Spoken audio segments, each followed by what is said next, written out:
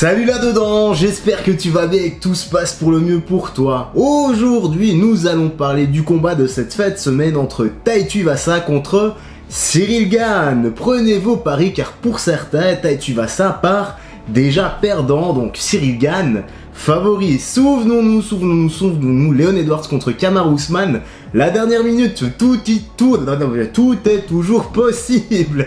Donc frérot Sorette, je t'invite à bien t'installer confortablement car nous sommes partis pour les petites news, les petites actus, let's go. Les heures sont comptées avant le début de l'UFC Paris. D'un côté, nous avons l'aisance technique et la finesse de notre bon gamin et de l'autre, nous avons Bam Bam Tuivasa, la brute, le gars qui boit dans sa pompe, le mec qui est une force de la nature, qui donne et qui encaisse. Ça risque vraiment d'être un bon combat. Je rappelle que Tuivasa est quand même classé 3ème chez les poids lourds à l'UFC, ce qui est pas rien, n'en déplaise à ses détracteurs. Surtout, il a fait un open workout récemment où il s'est entraîné devant tout le monde, et la mentalité qu'il y avait dans la salle, j'arrive pas à la suivre. Le gars était carrément en train de se faire huer par une majorité de Français. C'est totalement honteux.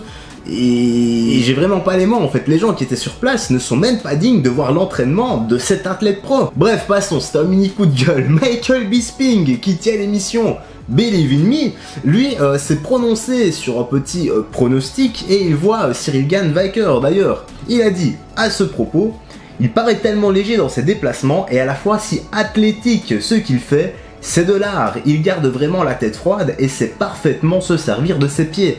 Sa manière de bouger, ça pose problème à n'importe quel adversaire. C'est pour ça que Francis Ngannou s'est reconverti lutteur quand il l'a affronté, et je pense que ça, personne ne l'avait vu venir. C'est clair que Ciryl ne bouge pas comme un poids lourd standard, et son profil est totalement différent de celui de Tuivasa. D'ailleurs, c'est même son extrême opposé. Déjà physiquement, et tu vois... Quand ils se battent, il a dit, là c'est la technique, et l'autre c'est du bourrage quoi, on se rentre dedans, on se bagarre. C'est pour ça que je pense que Tai a quand même ses chances. Allez, la suite avec ce qu'il a dit.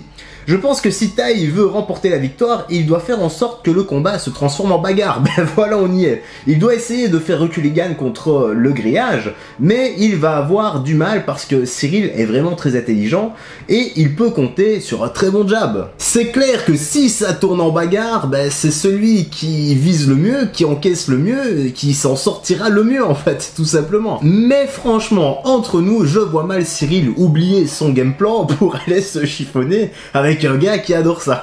Allez, le dernier paragraphe.